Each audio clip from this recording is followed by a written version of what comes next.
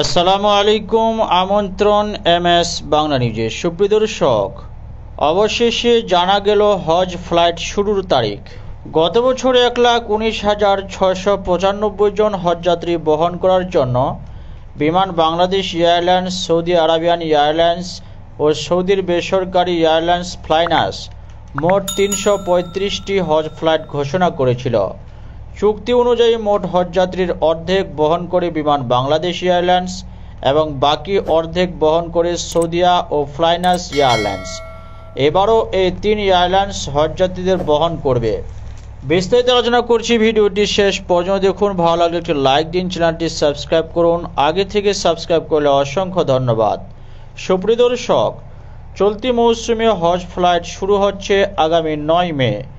হজযাত্রীদের নিয়ে ঢাকা থেকে ওই দিনই প্রথম ফ্লাইট সৌদি আরবের উদ্দেশ্যে রওনা দেবে।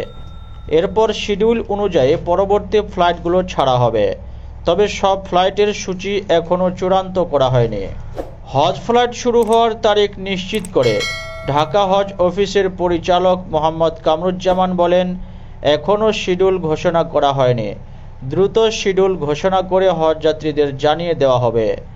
ধর্ম মন্ত্রণালয় বলছে, গত বছর 1,19,695 জন হজযাত্রী বহন করার জন্য Biman Bangladesh airlines, Saudi Arabian airlines ও সৌদির বেসরকারি এয়ারলাইন্স ফ্লাইনাস মোট 335টি হজ ফ্লাইট ঘোষণা করেছিল। চুক্তি অনুযায়ী মোট হজযাত্রীর অর্ধেক বহন করে বিমান বাংলাদেশ এয়ারলাইন্স এবং বাকি অর্ধেক বহন করে সৌদিয়া ও ফ্লাইনাস এয়ারলাইন্স।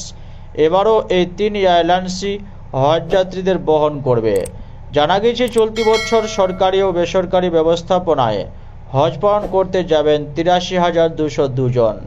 এর মধ্যে সরকারি ব্যবস্থাপনায় যাবেন 4,307 জন এবং বেসরকারি ব্যবস্থাপনায় যাবেন 78,895 জন। চাঁদ দেখা সাপেক্ষে আগামী 16 জুন পালিত হচ্ছে পবিত্র হজ। প্রতি বছর 1 মাস আগে থেকেই শুরু হয় হজ ফ্লাইট। এবারও সেরকমইভাবে শুরু হবে হজের ফ্লাইট। আপডেট এই পর্যন্ত আসছে। আবারও একটি নতুন আপডেট নিয়ে। ভিডিওটি ভালো লাগলে লাইক দিন, চ্যানেলটি সাবস্ক্রাইব করুন, কমেন্ট করে জানান আপনার মূল্যবান মতামত। ধন্যবাদ। খোদা হাফেজ।